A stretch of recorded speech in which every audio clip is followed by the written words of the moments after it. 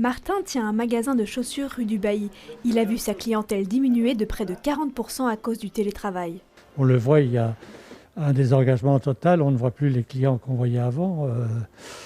On voit que les clients sont chez eux et ils viennent peut-être le samedi où tout a changé.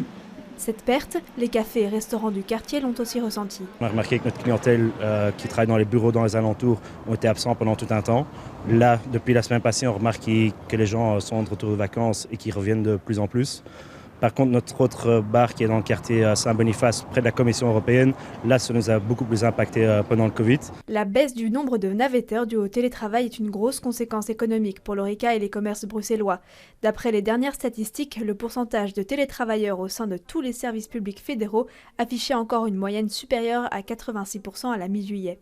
Pas de tourisme, pas d'hommes d'affaires, pas de congrès, pas de séminaires, mais pas de clients dans nos établissements aussi, dans les quartiers d'affaires. Et donc aujourd'hui, on se retrouve face à un gros problème au niveau du midi, où les établissements sont en perte de chiffre d'affaires de près de 65%.